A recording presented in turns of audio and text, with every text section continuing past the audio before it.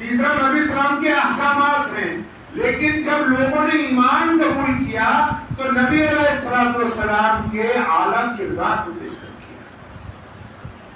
ہم سب لوگ ماشاءاللہ ایمان والے ہیں.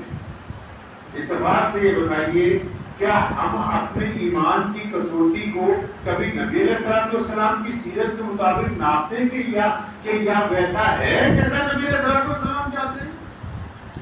ایک بندہ نا مسجد میں گھسا نماز پڑھنے کے سائڈ میں، دوسرے نیت باندھ لی تو امیر المومنین سیدنا عمر بن خطاب بیٹھے ہوئے تھے، اس وقت مسلمانوں کے حکمران تھے.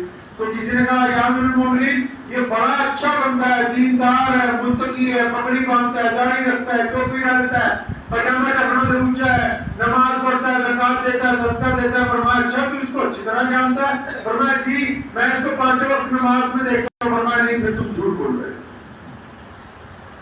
تو پوچھا یا امیر المومنین جھوٹ بول رہا ہوں کہ یہ بندہ کیسا ہے؟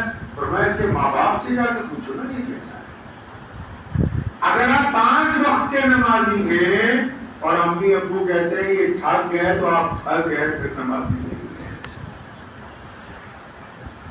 اگر آپ 5 وقت کے نمازی ہیں اور آپ کی بیوی کہتی ہے بدتمیز ہے تو آپ بدتمیز ہی ہیں. اگر آپ 5 وقت کے نمازی ہیں اور آپ کا پڑوسی کہتا ہے یہ ظالم ہے تو آپ ظالم ہی ہیں. قرآن نے نماز کی وجہ تسمیہ بیان کی ہے.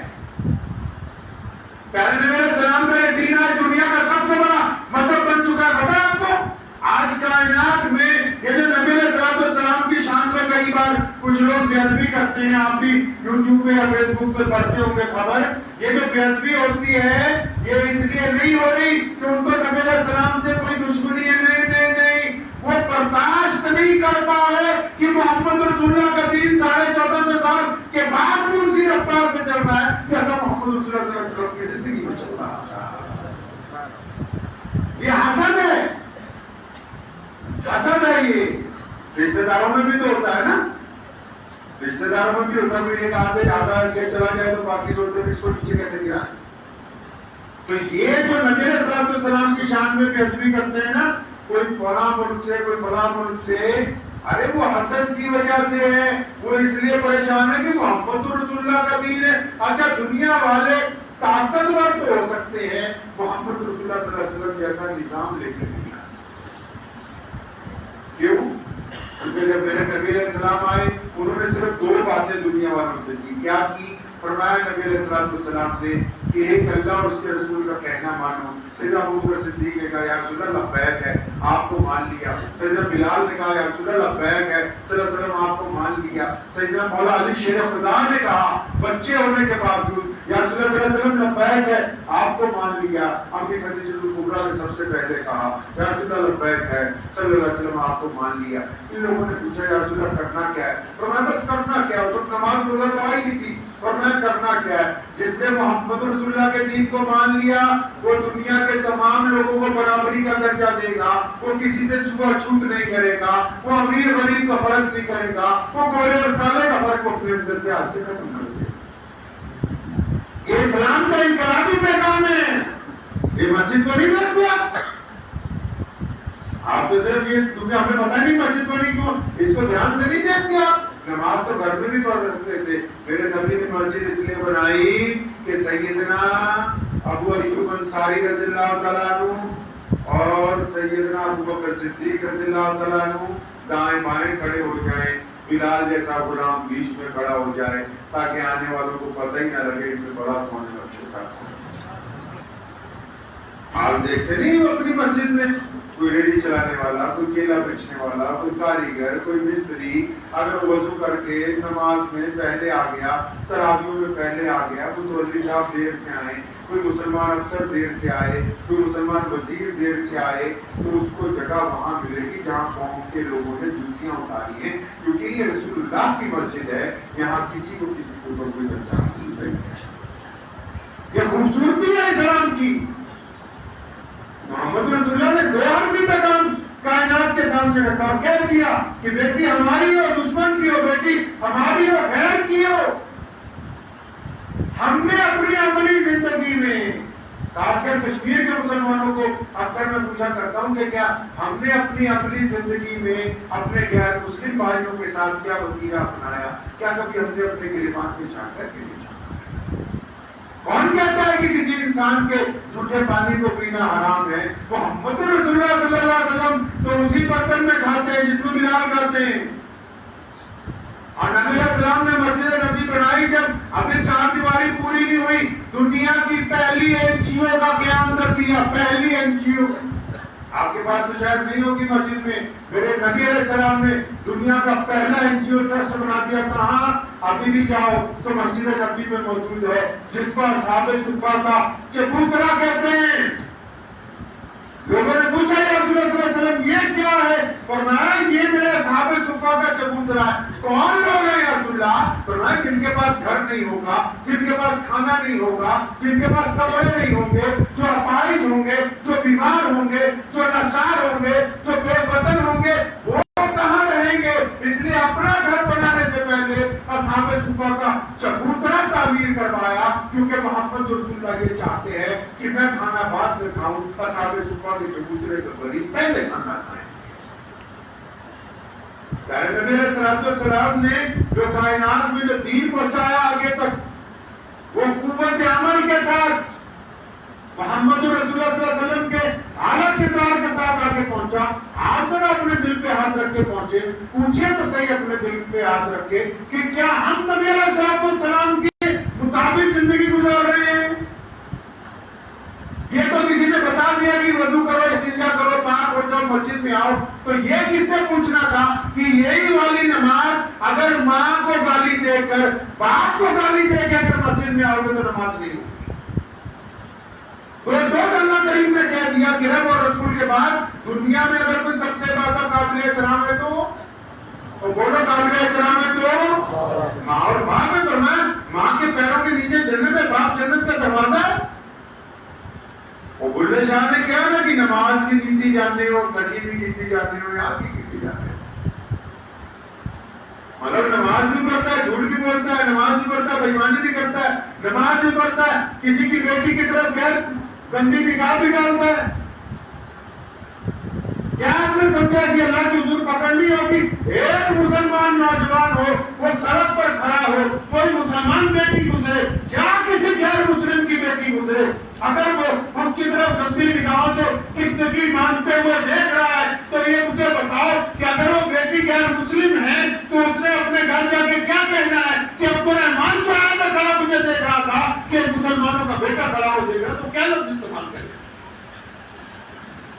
ایک مسلمان کاروباری اگر کسی غیر مسلم کاروباری کے ساتھ ٹھگی کر لے. ہمارے آبا و اجداد ایسے تھے کہ جب وہ دوسروں سے معاملہ کرتے تھے اس کا نتیجہ یہ ہے کہ آج مثال کے طور پہ پنجاب ہے یا ہمارے لدھیانہ میں آپ آ جائیں گے یا یہاں آپ کی ڈوڈا میں اگر کوئی 2-4 غیر مسلم بھائی ہوں، آپ کا کاروبار میں کوئی مسئلہ پیسے کا لین دین کا پھنس جائے تو آپ جس مسلمان کی طرف سے جائیں، اگر وہ کوڑا جھوٹ بولے گا نا، صاف ستھرا جھوٹ بولے گا نا، تو ایک دوسرے بھائی کہتے ہیں کہ یار تو مسلمانوں کے جھوٹ بول رہا ہے. مطلب یہ بات اتنی طاقت سے پوری دنیا میں لوگوں کو پتا ہے کہ مسلمان جھوٹ نہیں بولتے. آپ بولیں گے تو غیر مسلم آپ کو کہے گا یار تو مسلمان ہو گئے. اگر شراب پیے گا غیر مسلم آپ کو کہے گا یار تو مسلمان ہو گئے شراب پی رہا ہے. ہمارے آبا اجداد نے اتنی طاقت سے دین کو قائم کیا. آپ سود کھائیں گے تو غیر مسلم آپ کو کہے گا اچھا یار تمہارے مذہب میں تو سود لینا حرام نہیں ہے. کیا صرف عبادت کے ذریعے اسلام قائم ہو جائے گا؟ ہم نے اپنے اعلیٰ کردار کے ذریعے جو دشمن کے سامنے، غیروں کے سامنے، ہم وطنوں کے سامنے، پڑوسیوں کے سامنے، دوستوں کے سامنے، ماں باپ کے سامنے، بھائیوں کے سامنے جو رکھنا تھا وہ تو دور دور تک اب کہیں نظر ہی نہیں آ رہا ہے. ہم نے بذات خود اپنی ذات سے اسلام کو محدود کرنے کی کوشش کی ہے. اچھے لوگ ہیں، فتوے جتنے مرضی ہمارے سے لے لو، مسئلے جتنے مرضی ہمارے سے بنا لو، ایک بات بتاؤ کیا فتووں سے دین قائم ہو سکتا ہے؟ آج کل تو جو فتوے ایک دوسرے کو دیتے ہیں اس کا فائدہ تبلیغی کے سامنے والا تو ماننے کے لیے تیار ہے ہی نہیں. وہ تو ماننے کے لیے تیار ہے ہی نہیں کسی قیمت پہ. اور قرآن پاک میں اللہ نے کہا جاہلوں سے بحث نہ کرو، تو جاہل کون؟ اللہ نے قرآن پاک میں کہا کہ جاہلوں سے بحث نہ کرو، تو جاہل کون؟ آپ نے سمجھا جاہل وہ ہے جس کے کپڑے صاف نہیں، جس کو بولنا نہیں آتا، پڑھنا نہیں آتا، لکھنا نہیں آتا. نہیں نہیں، قرآن کی اصطلاح میں جاہل وہ ہے جس نے اچھے کپڑے، جو اچھی طرح گفتگو کرتا ہے، جو علم بھی رکھتا ہے، لیکن پنچایت میں اپنی غلط بات منوانے کے لیے اڑ جاتا ہے. قرآن نے کہا کہ جاہل ایسی سب ایسی. بولنے کے لیے اپنے دل پہ ہاتھ کر کے پوچھیں. اکثر میں اپنے دوستوں سے، آپ حضرات ہمارے عزیز ہیں، بھائی ہیں، دینی بھائی ہیں ہمارے، ذرا دل پہ ہاتھ رکھ کے پوچھیں اپنے، کیا آپ نماز پڑھتے ہیں؟ سچی سچی دل پہ ہاتھ رکھو، سچ کچھ رکھ لیجیے، اس سے پیسے نہیں لگیں گے. رکھ لیجیے، یہاں دل پہ ہاتھ رکھیں تو پیسے نہیں لگیں گے. پوچھ رہے نا اسی سے. اپنے اس دل سے پوچھو، کیا آپ نے کبھی زندگی میں ایک بار ہی اپنے بوڑھے باپ کو جا کے گلے سے لگایا کہ ابو جی مجھے آپ سے بہت پیار ہے یار؟ آپ نماز پڑھتے ہیں نا، کبھی اپنے باپ کو گلے سے لگایا؟ محمد رسول اللہ تو اپنے والد کو یاد کر رہے ہیں. آپ بتاؤ کبھی کہانی اپنے باپ سے؟ اپنے باپ اگر نہیں ہے آپ دنیا میں تو اس کو یاد کر کے کیا کبھی آنکھوں میں آنسو آئے؟ اگر تو ہوتا تو اور بات ہوتی. آپ نماز پڑھتے ہیں نا، اپنی ماں کی پیر دبائی کبھی آپ نے؟ پوچھو نا، محمد رسول اللہ تو کہتے میں نماز چھوڑ کے پہلے اپنی ماں کی خدمت کرنے جاؤں گا. آپ بتاؤ نا، آپ تو نمازی ہو، اتنی عالی شان مسجد بنائی ہے، آپ نے بھی کبھی ماں کے پیر دبائے؟ پوچھو نا اس دن سے. اچھا آپ نمازی ہے 5 وقت کے؟ سچی بتاؤ کسی روزے کو کبھی ہنسایا ہے؟ بتاؤ نا. پیارے نبی علیہ الصلوۃ والسلام تو روزوں کو ہنساتے ہیں، سندروں کی پادروں کی بیٹھ کے بات سنتے ہیں. آپ بتاؤ، آپ کہتے ہو نا کہ ہم نمازی ہیں، بتاؤ نا نمازی تو روزوں کو ہنساتے ہیں. بتائیں. اچھا آپ نمازی ہو نا، کبھی پڑوسی جو غریب ہے، محتاج ہے، کبھی چپکے سے چند پیسے ڈال کے لفافے میں اس کے دروازے کے نیچے سرکار کی ہوگی، اس کی بھی عزت کا بٹا نہ لگے اور آپ کے بھی دل کو. بتاؤ کچھ ایسا کیا ہے؟ بولتے کیوں نہیں مسلمانوں؟ کچھ کیا ایسا؟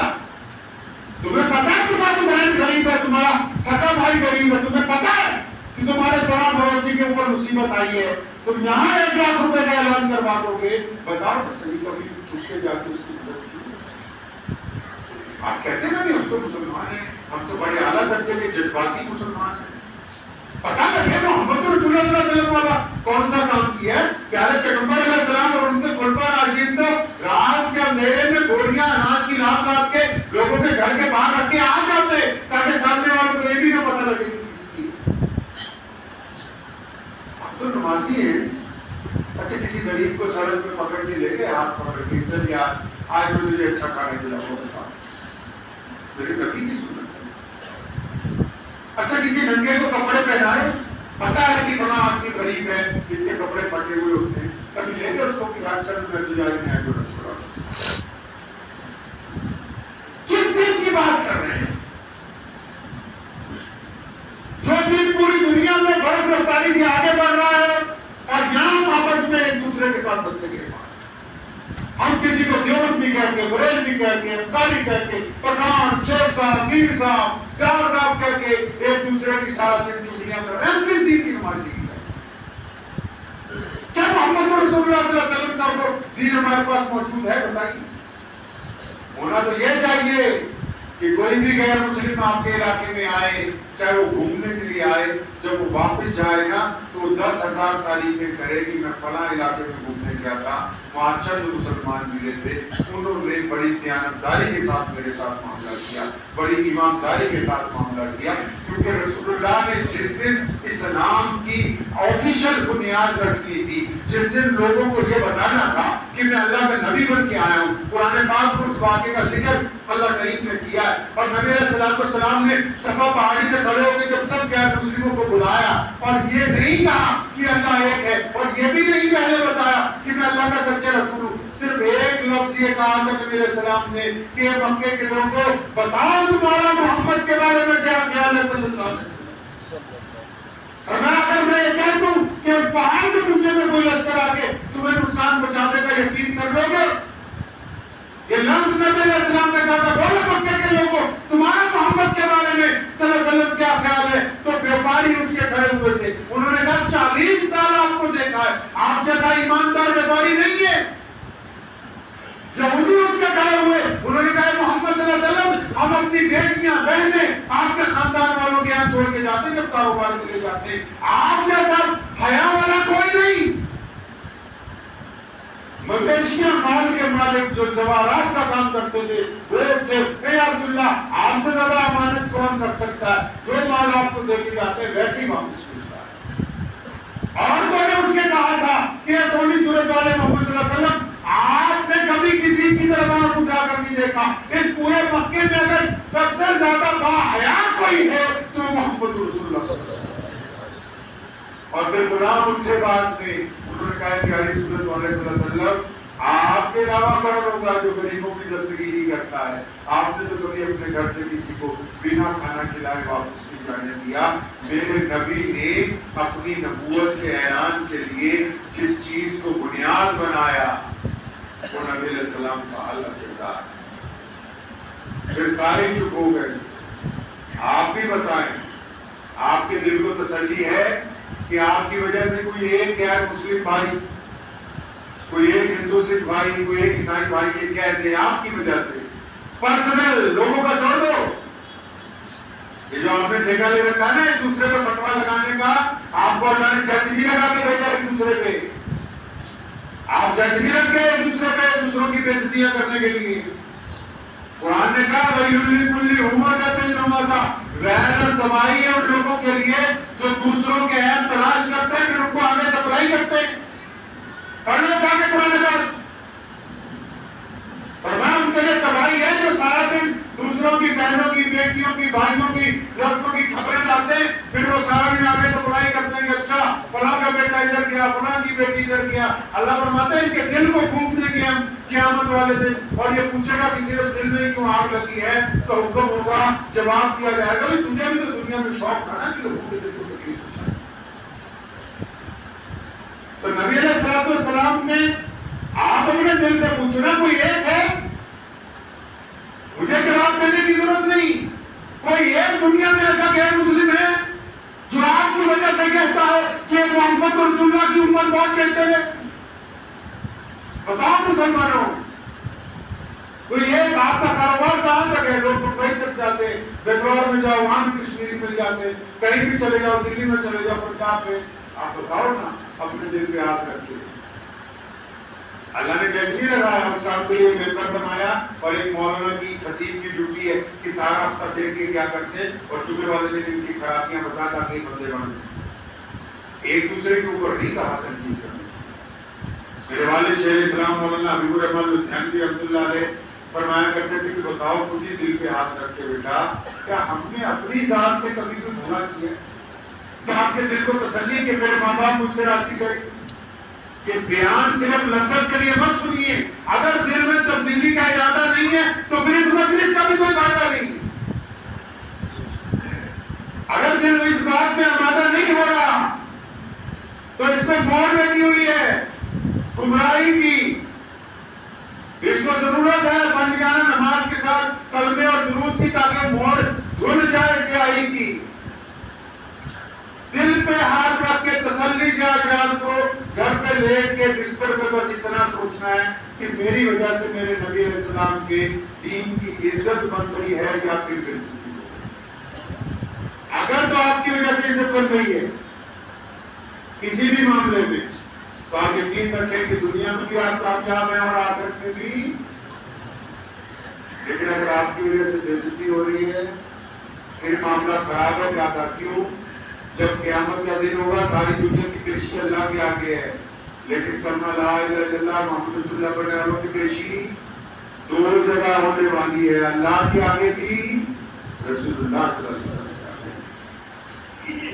पूछा जाएगा तुम्हें तो नुमाइंदा बना के भेजा था, तो तुम तो कहते रहे कि नहीं जी अब तो फलानी बरादरी के हैं, फलाने मसलक के।